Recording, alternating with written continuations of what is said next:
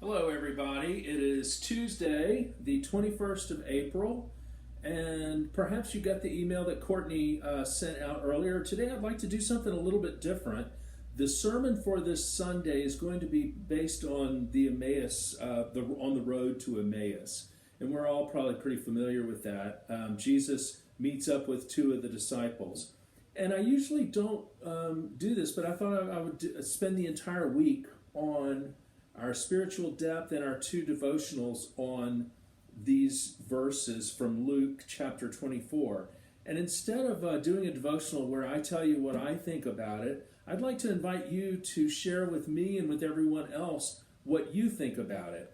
And I've spoken with Courtney, and we're going to put up a way for you to be able to chime in on what you think about this. So I'm going to read this in two sections. Today I'm going to read Luke 24, verses 13 through 27. Thursday I will read verses 28 through 35.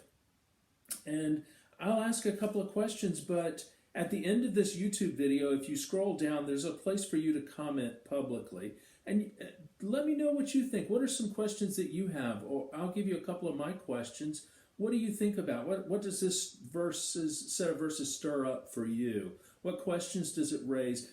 Or what answers do you have to share? And you can either comment there publicly on YouTube. You can email office@KMCC Parma with your thoughts or your questions. If you don't want your name to be shared, email it and say, hey, please don't use my name, but here's what I'm thinking, and they will send them to me. Or you can send them to me, Charlie, at KMCC Parma as well.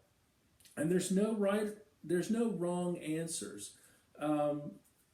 This particular set of verses really lends itself to a lot of different angles that we can look at. Angles that we can look at, and many different interpretations as to how you want to interpret and how you want to look at this. So I would invite you to do this yourself and to share it with the rest of us. So listen now for the word of the Lord. Chapter 24, Luke, verse 13. Now that same day, two of them were going to a village called Emmaus, about 7 miles from Jerusalem. They were talking with each other about everything that had happened. As they talked and discussed these things with each other, Jesus himself came up and walked along with them, but they were kept from recognizing him. He asked them, "What are you discussing together as you walk along?" They stood still, their faces downcast.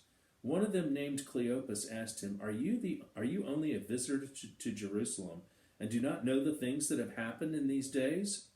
"What things?" he asked. "About Jesus of Nazareth," they replied. "He was a prophet, powerful in word and deed before God and all the people. The chief priests and our rulers handed him over to be sentenced to death, and they crucified him. But we had hoped that he was the one who was going to redeem Israel. And what is more, on the third day since all this took place, in addition, some of our women amazed us. They went to the tomb early this morning," so this is Easter afternoon. "They came and told us that they had seen a vision of angels who said he was alive. Then some of our companions went to the tomb and found it just as the women had said, but him they did not see." He said to them, "How foolish you are, and how slow of heart to believe all that the prophets have spoken. Did not the Christ have to suffer these things and then enter his glory?" And beginning with Moses and all the prophets, he explained to them what was said in all the scriptures concerning himself. This is the word of the Lord. For me, some of the questions that I have, how do I feel when I take my name and I insert it into Cleopas's place? Would that be me? Would I be walking away from the scene of the crime, Jesus' crucifixion, and then hearing news of his resurrection? How would I have reacted? Would I have been my face downcast and disappointed? I wonder about that. I wonder also, why is it that who, or why were their eyes kept from being opened? I wonder what you think about that. And then one last thing is, why does Jesus feel the need, or why does Luke tell us that Jesus felt the need to go through all of the scriptures, all of the prophets, and all of these things in order to try to explain to them what's going on? Those are some of the questions and thoughts that I have as I go through this. What are some of yours? Would you be willing to share some with us? Also, Courtney and I are working on putting up a button for a form, and you'll hopefully get a link on Thursday where we're going to have a contest, Bible content. So, Presbyterians are particularly, PCUSA at least, are particularly sadistic with their people that want to be ministers of word and sacrament. And one of the worst things that you get to go through is called the Bible content exam. And this thing takes, I forget what it is. I think it's 144 questions. It's closed book, so you can't look at any resources or anything. It's best of my recollection, at least for most of it. So I've got 3 questions for you, and you'll be able to go on into the website on Thursday, and there'll be multiple choice. May even have a Bible verse for a hint.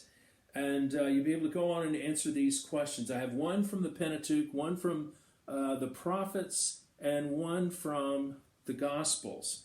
And for the winner, I guess we'll do a blind drawing each week for the winner. And let's see, what can we have for the winner this week? We have an all-expense-paid trip to Italy for 2, including hotel oh, wait, there's a travel ban.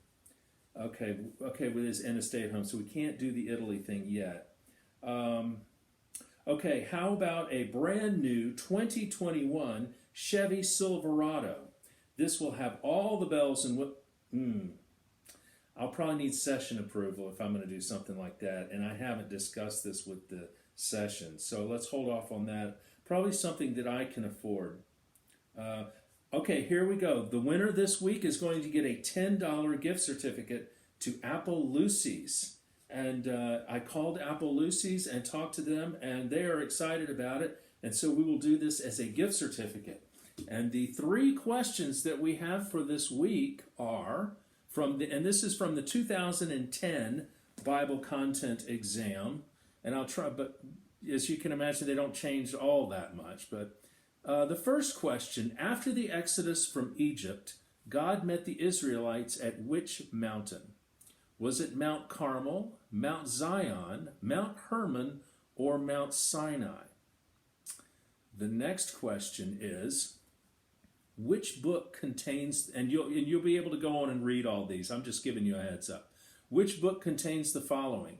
As I watched in the night visions, I saw one like a human being coming with the clouds of heaven, and he came to the Ancient One and was presented before him.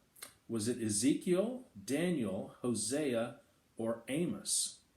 And then the last question for this week, according to the Gospel of Luke, who was the mother of John the Baptist? Was it Anna? Was it Elizabeth? Was it Joanna? Or was it Martha? So on Thursday, you will be able to hopefully go on and follow a link and give us your questions for that new Chevy Silverado, the $10 gift certificate to Applelucys. And as you go through today's reading of Luke 24, verses 13 through 28, or 27, what are some of your thoughts? What are some of your questions? Please share them with the rest of us on YouTube or by email. Thank you so much, and God bless you.